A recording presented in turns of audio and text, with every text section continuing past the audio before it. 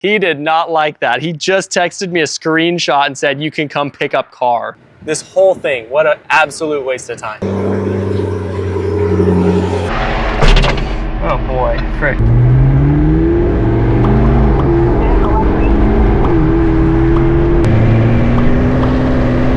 Oh gosh.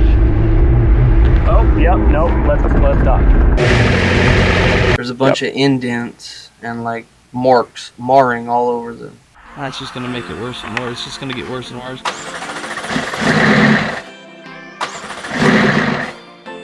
Crank it again. It's not cranking again. Today is the first full day that the McLaren is back with us after repossessing the car from the paint guy last video. It's sad I give it to a professional for a month and a half over what he said it was gonna be, and it came back worse than when I sent it to him. I guess that's just a lesson learned for me. And that's why I'm kind of just prone to always do everything myself. Obviously, I'm not a professional at pretty much anything on this, but at least the freaking work gets done, you know, and at least I put some effort into it. And I learn a lot along the way. I think that's one of the most important things on any project you do, character development.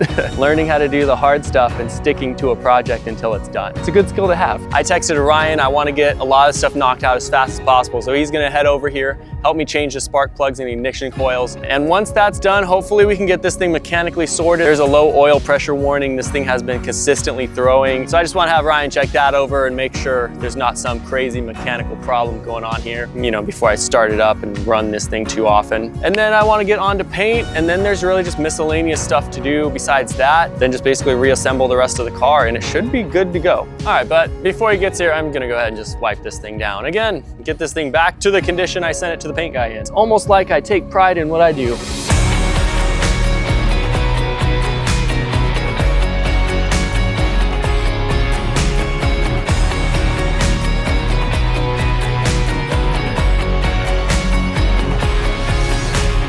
So we can slap the new wing on too while we're doing this job. And while this is off, we probably could throw the whole exhaust system on here too. Let's go. I see some ignition coils. Oh, wow. Yeah, that goes really far underneath the car. This is gonna be a very fun job, that's for sure. I'm just gonna let Ryan do the whole thing.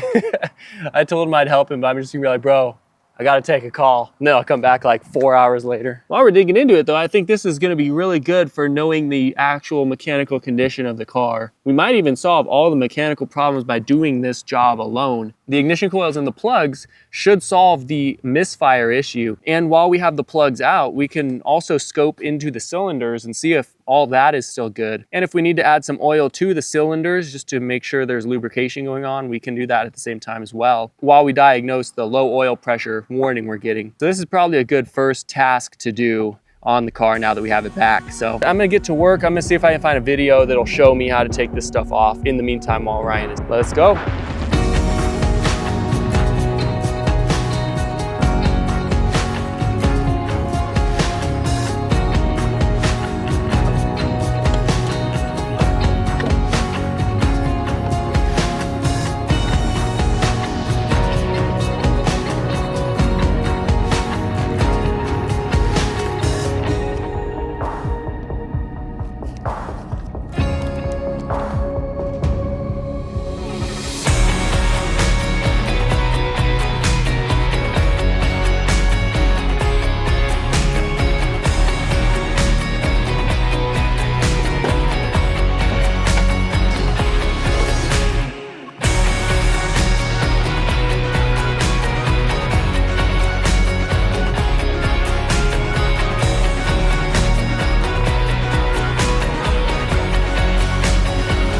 All right, I'm actually making some decent progress on this thing. Now, all that's left to do is get the actual like rear hatch off, and that'll actually expose the full exhaust and everything. We could literally just swap that out. Ryan's running behind, so I'm just knocking out a bunch of stuff in the meantime, which will help us along the way when he actually gets here and reduce his time and his hard labor hours on this project. I wanna just make it as easy on him as possible. To get the hatch off, there are actually 2 bolts underneath the sides that you have to access from the wheel wells. There were a couple people who actually showed how to do this on their videos, which is awesome. I appreciate all the help and everything, but like those guys were complaining how hard this job is to do. It's the easiest thing I've ever done. I don't think they've ever rebuilt a whole McLaren themselves because this is freaking easy. So I'll bring you guys into the wheel well to show you where that bolt is. I'm gonna zoom you way in. It's kind of like right behind those wires up there. You kind of just have to feed a little extension through there and unbolt it. It's like the easiest thing I've ever done, dude. There's nothing really in the way. You just need like a 12-inch extension. And then the other one's kind of like right behind the acute. There it is. Nice. Anyway, I'm gonna get that out real quick. We'll take that lid off. Check this out. I got a little extension and just a normal wrench. And look at that. I got it right on the bolt and it's coming out just like a bolt should come out. That is so hard. I'm so sorry you guys had to get a bolt out. Must have been real tough. Easiest thing I've ever done in my life. And allegedly, you just pull these up. Oh, look at that. That's freaking erect. Everyone's all using tape and stuff like, oh my goodness, I'm gonna scratch my paint. So hard. What a tough life for you McLaren owners that have to swap your exhaust. Let's freaking go. Look at this thing, you guys.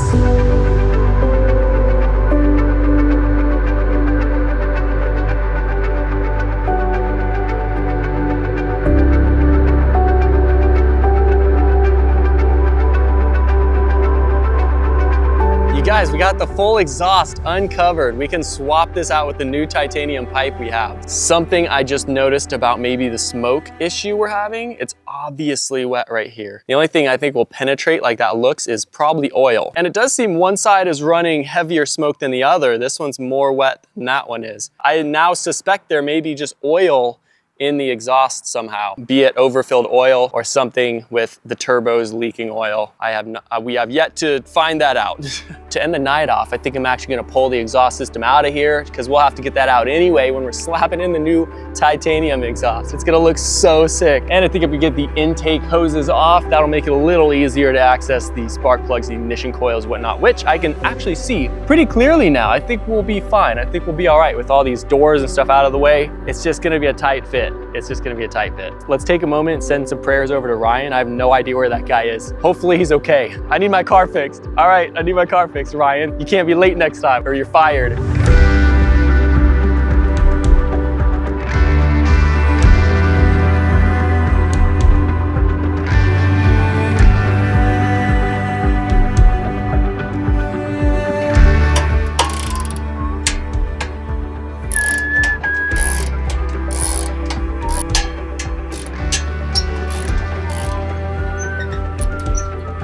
That's definitely oil.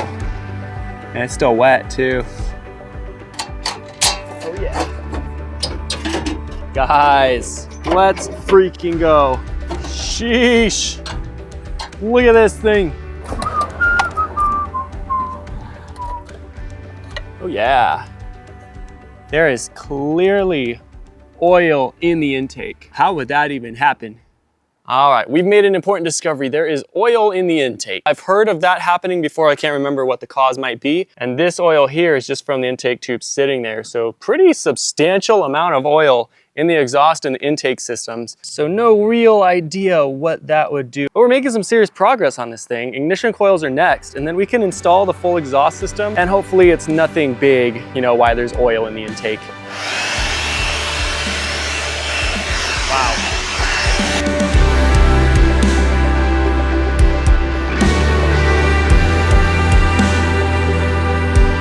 There he is. What's going on, dude? I think we found the smoking problem, by the way, too. You can notice that this is a little bit wet here on the exhaust, and check out the oil in the intake. So, I have no idea what that would be. That's all right. I know how to fix that too. Oh, really? Yeah, there's literally this stuff right here is my bread and butter. It's how I feed my family, kind of stuff. Let's go.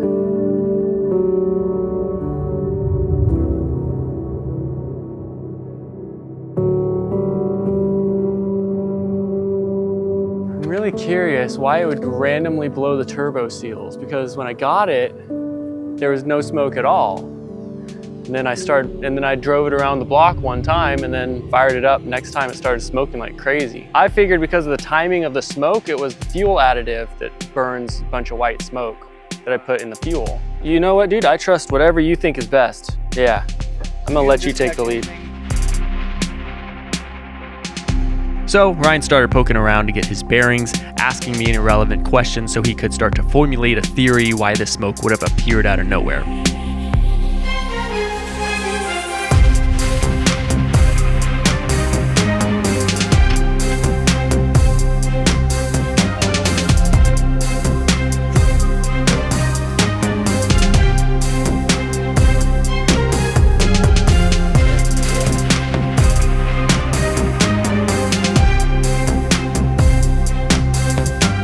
This segment of the video could be a make or break for this project as we diagnose potential engine problems. And I had no idea the condition of the actual engine going into this. First plug out. Let's see how she looks. Actually, it looks like it was just replaced recently. Interesting. Huh. Oh yeah, I think those are actually aftermarket ones. I think those are the exact same ones we're putting in, which are not the OEM ones. I mean, it was definitely ran with these plugs. Not like somebody just put it in and Yeah, only but it doesn't started look horrible though. No, it doesn't look horrible. And it doesn't look like the last owner put them in, found a problem, and then was like, oh, let's get rid of it. It just looks like they were used. Gotcha. Not very much. Yeah, I can't get it in there any further than that. We'll look when we get to the next cylinder, so the piston's down, we can actually see more. That piston's all the way up. So. Like, it don't look bad to me, it just looks like it's burning some oil. So, but I don't see anything shoot. Normally when you see like oil and stuff, you see pistons that they're all dinged up. That tip of a spark plug fell out in there, or somebody dropped something, and there's a bunch of indents and like marks, marring all over the gotcha. piston. I don't see none of that. So valve cover's gonna have to. Oh really? Oh snap! I see it. Yep. That's just gonna make it worse and worse. It's just gonna get worse and worse, and that could have caused your misfires coming on, because these tubes down in here, they fill up with oil. Yeah, and drains in. But it's not all the way up here yet. So if it was completely saturated up here, I would say that was your misfire. Gotcha. But it's not. But this is going to be a problem, so note that. Valve cover gaskets. Yay. That's going to be a fun job. Yeah, but I mean, if you're trying to do it on a budget, dude, I was just every 6-8 months based on how little that is. Check it. Blow it out with some air and put it back together. Yeah. You know what I mean? That's how I was going to do it anyway. You should replace this. You should replace it. And I have to say, you should replace it. What I do. We'll note that mentally. Ryan's the man, rolling over at night to knock the job out and staying way later than expected. And while it was nice to have someone to help and just to hang out with while we did this, the guy also knows engines. To wrap this section up, I'll just say that we didn't find anything crazy worth mentioning here. We worked late into the night, about 2 a.m., didn't quite finish, but at least we just got all the holes plugged so we could finish it some other time. A couple days later, we got back to it. So this is what we're looking at. This is what a McLaren that's $38,000 should look like, all parted out, not operational. I'm still so surprised I even got this for $38,500, but of course it is a twice salvage, high mileage McLaren. Not saying I got a great deal on it or anything. I'm just saying this is what I expected it to look like when I took delivery of it. So far, everything internally looks pretty good. I haven't found any signs for concern as far as like scoping the cylinders and looking down on the inside. There really hasn't been anything too concerning about that. We did find some of the tube seals. They were actually leaking oil, so that's going to be a concern here in the near future. But besides that, everything is looking pretty good. Some of the spark plugs did have oil on them. The two closest to the throttle bodies on both sides did have oil on the actual electrode inside the combustion chamber. So I'm thinking that either we're having some kind of problem with the turbo seals or it's overfilled with oil. I want to look and see how the positive crankcase ventilation system works on this motor. Kind of get an idea from there of what the most likely culprit is. But I don't think you have any problems with any piston rings or scarring on the cylinder walls or any kind of damage to the valve seals, the valve stem seals. So yeah, I think you're pretty good. We just got to make sure that it's not these leaking the oil. Hopefully it's just overfilled. That's kind of what I'm hoping. I think that might actually be the culprit of the smoke. Besides that, everything's looking good, and it's really difficult to get into these little tight spaces. And in order to get these spark plugs out, we kind of have to make our own tools. Like drop this one in first because it won't actually clear in there if they're put together. So you got to put one in, then put the other one in behind it, and then loosen it, and then separate them, and then pull them out with magnets. It's a difficult job, but it's definitely doable. I don't think the motor has to come down like I think McLaren wants.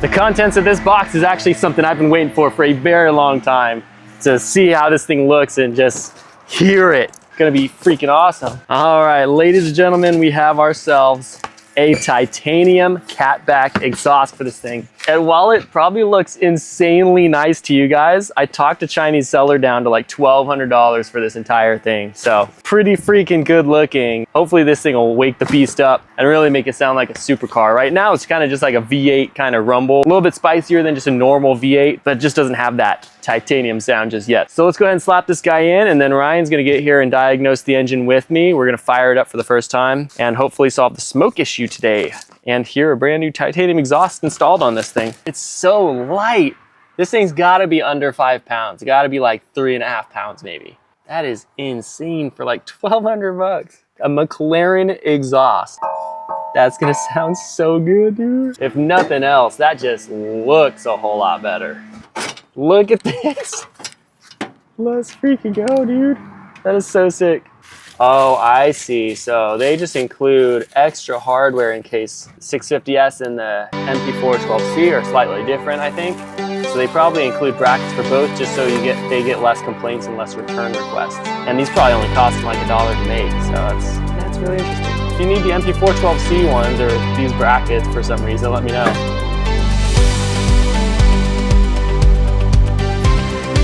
Oh yeah, look at these things. Check that out. Woo-hoo-hoo. Let's go.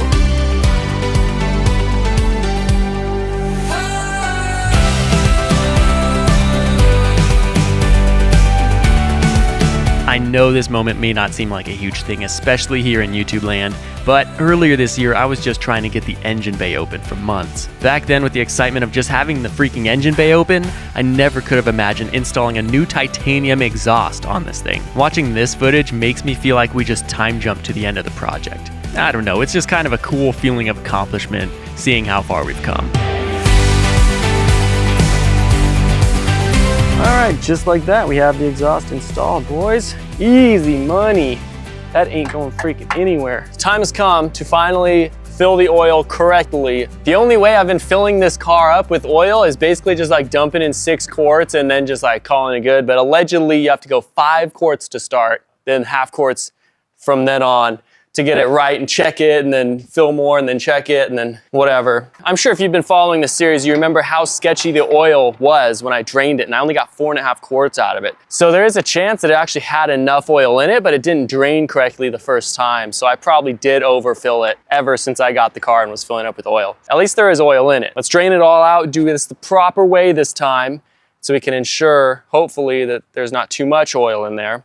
And then hopefully I grab the Autel scanner and clear all the codes, and hopefully we can get the menu clear enough to actually check the oil, because this is all digital and so you have to do it through the display. And I've never been able to check the actual freaking oil level in this thing. All right, under the car once again. And I don't think I'm gonna bore you guys with this. I'm just gonna change the oil again. You've already seen it like 4 times. All right, let's verify again that there is oil getting to the filter. I verified that last time and it was. But I just want to make 100,000,000% certain, you know, that the oil is getting where it should be. So let's crack it open one more time. It doesn't look super wet right now, but it's probably just because it's been sitting, but there's oil in there. Oil's drained, looks like we're getting oil to the filter. If I were a smart man, I would have bought the STP just right off the bat for every oil flush. And especially knowing that I was going to be flushing the oil, I should have just got the cheaper stuff. This was like $7.99 a quart. And the stuff I've been putting in here was the Castrol 0W40, but that stuff is like $12 a quart. I probably would have saved myself maybe like $200 at this point if I were just using this stuff right off the bat. It would not surprise me if I spent in the realm of $400 to $500 just on freaking oil trying to get this thing figured out. Anyway, that's just kind of the cost of doing any project, you know. You can't really foresee that. And if you're having engine problems, you kind of just have to suck it up, bite the bullet, and just get as much oil as you need to flush and drain and everything you need to do. All right, let's do it. I'm gonna put 5 quarts in. That's what everyone is saying, just 5 quarts to start, and then it ends up being roughly around 7 to 7.5 that you put back in. All right, boys, count it with me. 1, 2, 3, 4, 5. Minus a few drips, so it's like 4.99. Can't be overfilled now. So we only have 66 DTCs. When I first scanned 66? it, yeah, when I first scanned it, it was like 199, 191. Whoa. So we only have 66 now. I'm gonna do a quick erase. I saved the report. Okay. You think I'm good to do a quick erase now? Yeah. Well, I say we just start it up and see where it goes from there. Yeah, all right, sounds good to me. But yeah, I think those codes are permanent codes. So that means they actually have to be driven. Yeah. And then they'll go away. Dude, I'm nervous right now. Me But too. Hopefully I'm ready to hear this exhaust, that's for sure. Last time I drove this, last time it was stopped. It was lugging and misfiring. So yeah. Hopefully it's a little smoother this time. Hopefully it sounds a lot better this time.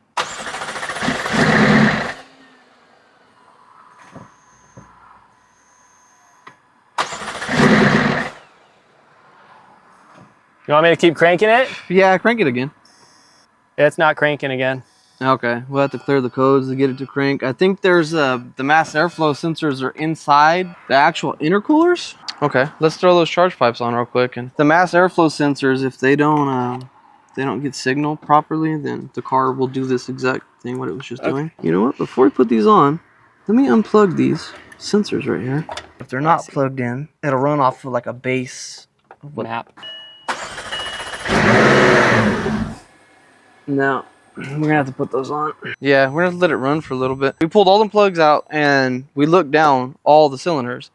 None of them were really super saturated with oil. Like they weren't full of oil, you know? Yeah. So this oil right now has to be coming from the manifold.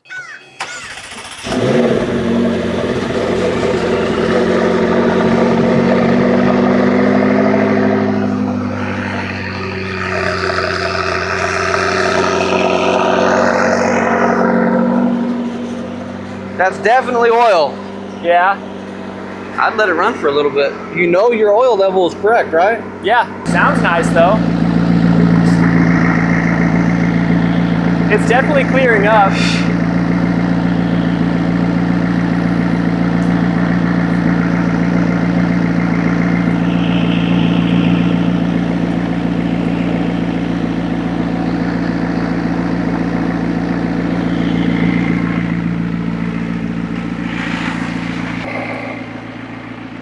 Give it just the tiniest amount of gas, just a little bit. Can sustain it, hold it. Yeah, about 1,000, 15. Okay. You're good.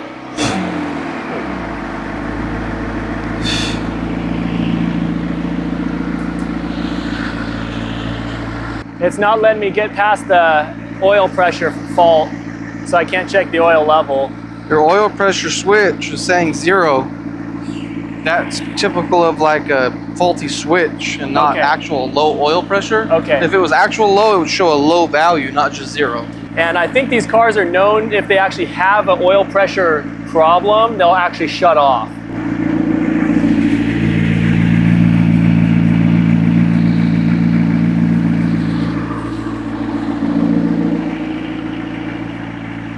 Is it better than the last time? It's about normal. I'd say there's a little less smoke. It's maybe a little bit more wispy than it was before. Yeah. When I started up last time, there was a much of a heavier, like blue smoke. But it sounds fine. It's not misfiring as much, at least. I didn't notice a misfire at all yet. All right, so this is the first time we've started it since it lugged and we just towed it home. New ignition coils, new spark plugs. Obviously they're installed correctly because it's running. So right now Ryan is looking at the Autel scanner, see if we can get some live data on this thing and see if we can actually see what's going on. But it's nice hearing it running well again. The new exhaust sounds awesome. It's not remarkably louder than it was at idle, but I can tell it's gonna scream. Was there debris in the oil when you first changed it? No. No, it was a kind of little like chunky, but there was or... nothing. Well, it was really thick and kind of clumpy, but there was no metal. There's nothing. I even dissected not metal, the... but I mean like sludge of any kind. Gotcha. It was pretty sludgy, yeah. So it could be possible. When I was looking under there, you could see the feed and return lines for the oil supply. It could be possible that one of the return lines is plugged up Gotcha. causing a buildup of pressure, and it's spraying oil into the intercooler. Yeah. So that could be a possibility. Because you said it was running fine, and then out of nowhere it just did that, right? It wasn't smoking? Yeah, right. or- Yeah. It started smoking like immediately. It wasn't smoking at all. And then I started up again, and all of a sudden it was smoking. Right. I'm trying to think of like the most plausible reasoning for that. Yeah, if the return line was plugged up, that would definitely cause it to shoot oil in there. I want to check these throttle bodies again and see if they're saturated with oil again. Yeah, good call. Whatever this system is on here, if the positive crankcase ventilation system is plugged or not functioning at all, I'm manually venting it. The pistons create what's called positive crankcase pressure, and if that's not being vented out, that'll cause a major smoke too. I see. So, Okay. yeah, basically we're just manually venting I see. the crankcase pressure. All right, you ready for me to fire it? Yep. Go.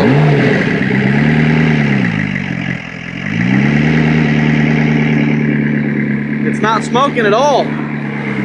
Oh yeah, nice. But I've also got this charge pipe off too. So let's go ahead and shut it off and put this charge pipe back on.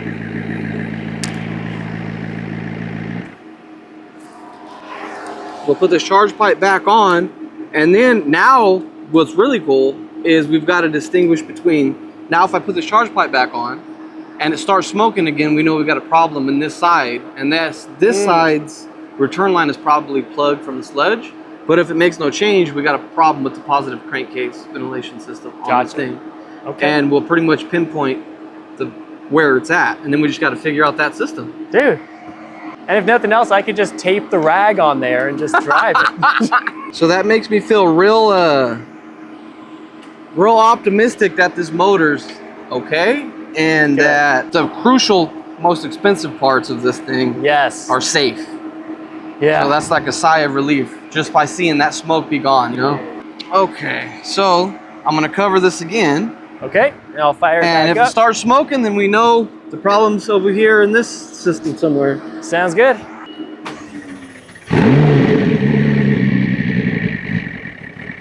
Crank it up again.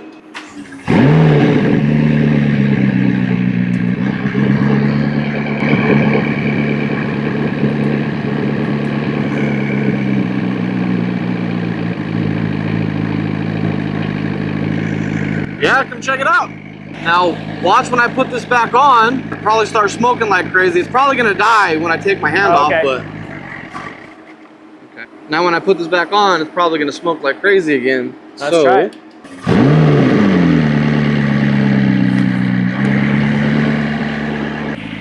Well, that's strange. Try giving it some gas and see if it... All right.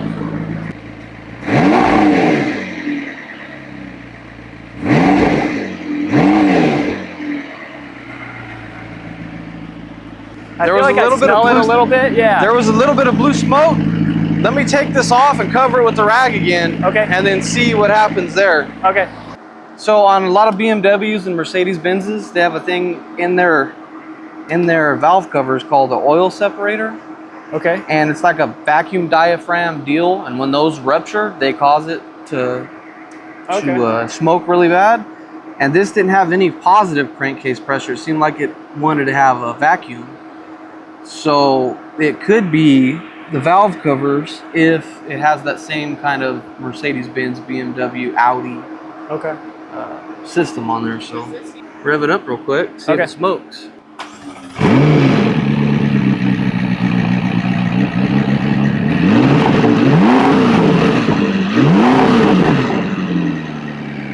Do it again. Hold it at about like 15 to 2 for a minute or two. Throttle's so touchy.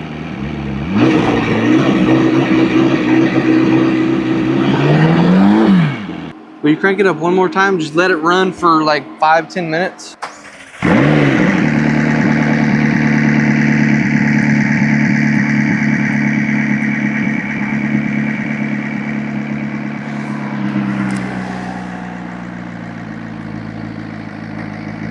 Can you turn the engine off real quick?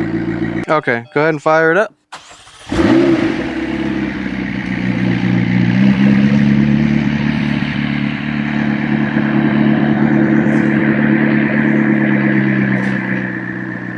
That's running a lot smoother. Is it? As far as, yeah, the RPM gauge isn't twitching as much.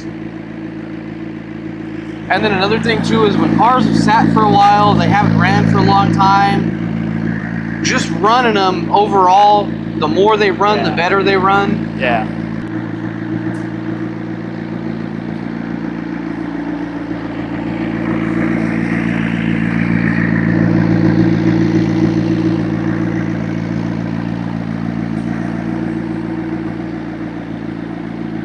It does have some of the old fuel mixed in it too. I couldn't siphon the gas tank when I tried adding it. Gotcha. So I put like 5 gallons into whatever it had in the tank, which was like maybe less than an eighth of the tank. Right. So the more it runs, the better it's sounding. The little tiny misfires are starting to get further and further away from each other. Yeah. 800 RPMs, that's about where it should be idling. Yeah, it sounds great. Is the check engine light on? It actually turned off. Yeah. I asked, you can see right here, malfunction indicator lamp status 0. So sweet. Actually, I don't want to say anything just yet. Give me about 20 more minutes of looking around and then I'll say something. It's starting to sound really good though. It's sounding much better. Yeah, it's holding perfect. Yeah, that sounds really good. Yeah, it's exactly how it should sound right there. I watched all the values, I watched everything, and everything looks good. The values for both sides are matching up, what the pressures are supposed to be and everything.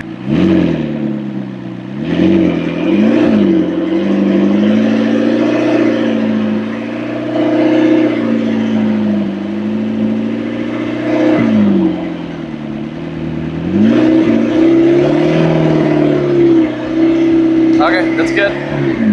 That sounds really good. That motor sounds really good. Everything sounds nice. Yeah, the smoke is pretty much gone. So my theory of what's going on there, when I pulled this cap, the diaphragm must have been stuck in the upward position. And when I pulled this cap, it created a negative, like a negative pressure, and was able to let it come back down. Okay, nice. And so now it's like doing what it's supposed to do. So I think that's what happened. I don't want to say for sure, but hey, it's better than it was. it's the only plausible solution in my head that that's what happened.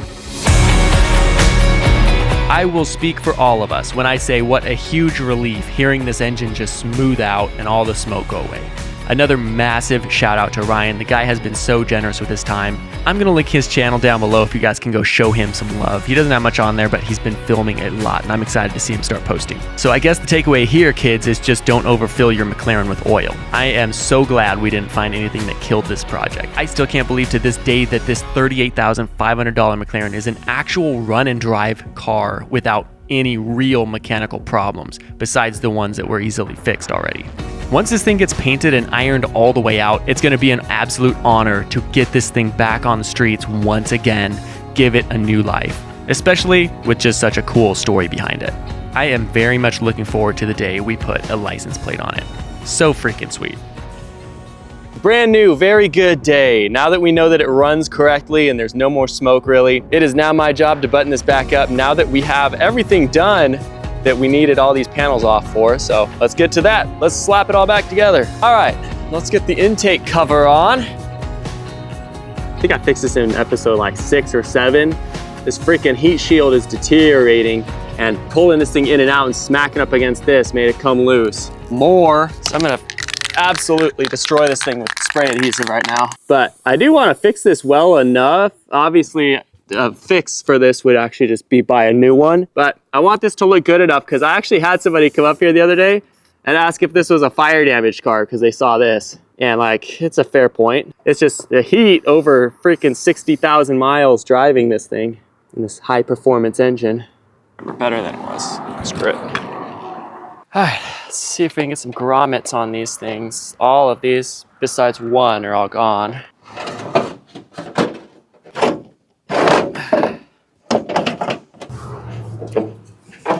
Oh yeah. This panel was only held in by 2 bolts last time when I took it off. The front 2 ones were gone. So whoever took this off last time did a real quick job. They lost a couple bolts and I could tell this heat shield was not put in correctly because it's permanently creased where it shouldn't be. Anyway, fun fact, if you're rebuilding a 650S for some reason, or a 12C, The two front bolts on this panel can be accessed just with your hand underneath here. And I actually bought one of these like compact, like little hand ratchets. Actually fits perfectly in here. I couldn't get a real ratchet.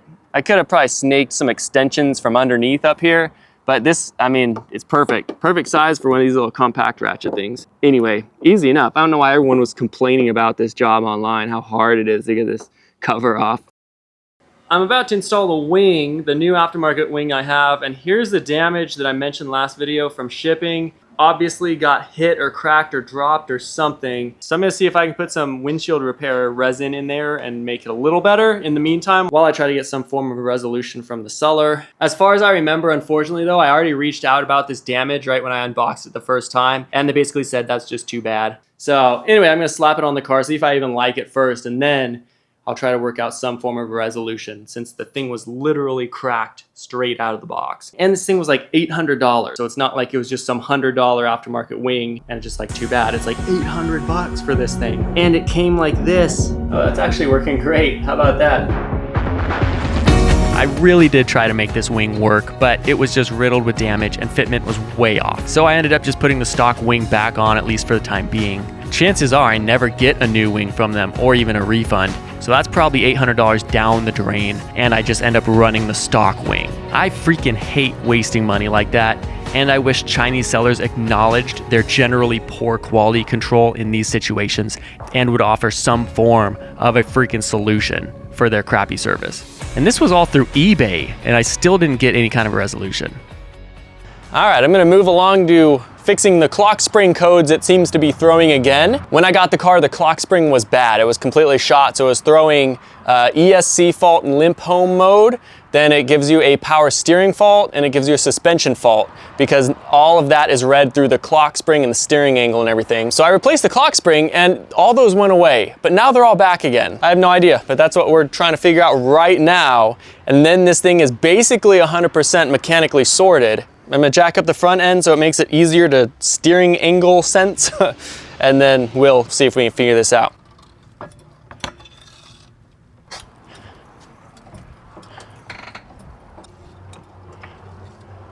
See if I could just freaking rotate it and make those codes go away. Because I'm pretty sure I installed this thing correctly. I guess I'll check the airbag out again and just redo the whole clock spring procedure. All right, we got some broom upgrades, boys. This one's so good, it doesn't even fit.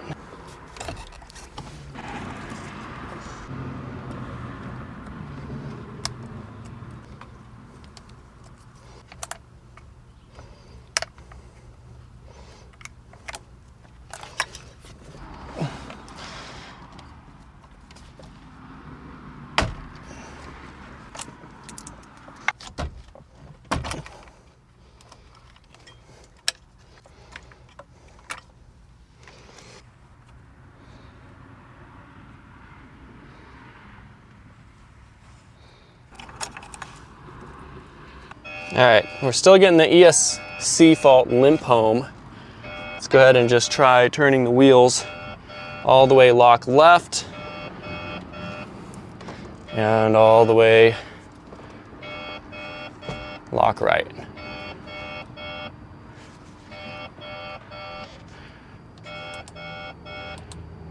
Power steering fault, there's still the same faults. ESC fault, limp home still. It's not giving me a power steering fault anymore. It just says ESC fault limp home. So maybe I need to actually have the car running and do left and right when to clear that code. I'm not sure.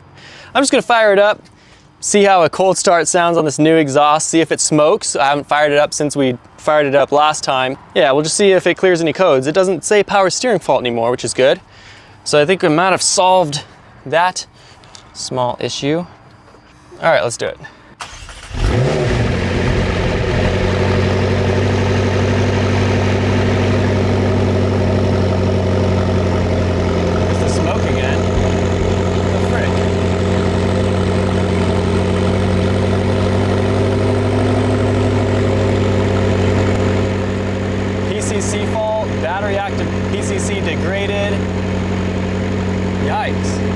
What the frick?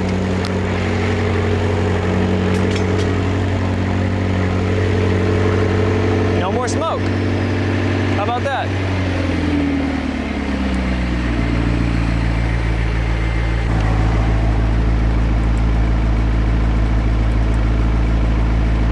Low engine oil pressure again.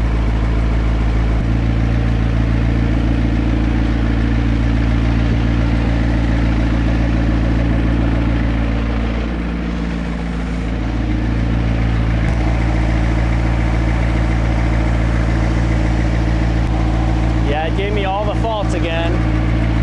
Now it's just stuck on the low oil pressure as usual. What the freak?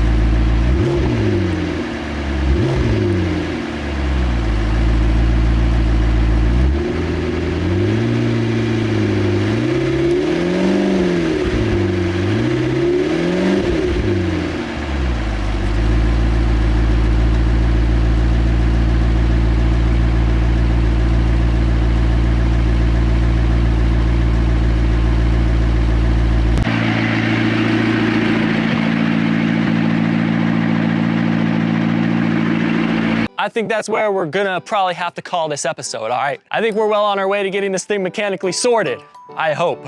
It puffed a big thing of smoke just now, but it cleared right up like 5 seconds later, so probably just residual oil in the intake since we idled it last. Hopefully it'll all burn itself off at some point soon and not smoke ever again. That would be great. In other news, a painter hit me up last video who's down in LA, so we're gonna make that trip again probably. 4-hour drive again. Anyway, he's been watching this channel for a while. He cut me a great deal. He just wants to see the car actually finished right. And he said it should take him about a week to do. He doesn't want to tell me that he can do it faster, but he says a week should be no problem at all for his shop. So we're gonna be making that trip about a week from today, and then he estimates about a week from when we drop it off. So 2 weeks from today, we should be trailering this thing back home, fully painted, looking like a real car. And at this point, I know probably we're not gonna do too much more work on the car as it sits here today. So we're gonna wait until we get this thing painted, and then when we bring it back home, we're gonna slap all the interior back together. There's all kinds of wires that are not connected to anything in the interior. As Sean from McMedic said, all the systems work in a big loop, and so if a lot of things are disconnected, a lot of other things don't work at the same time. So I think it's just gonna be easiest to mechanically sort this thing when it's painted and everything is put back together 100%. So when we pick this thing up 2 weeks from today, hopefully fully painted, I'll probably slap it all back together within a day or two, and then we'll start working on the actual codes and all the faults and everything we're getting. And once those are all solved, this car is 100% ready to go. We'll get this thing plated and we'll get this thing on the road. So I'm excited, man. So anyway, thank you guys for watching. That's where we're gonna leave it. I'll catch you in the next video. Make sure to hit that like button before you head out if you could. Appreciate you guys.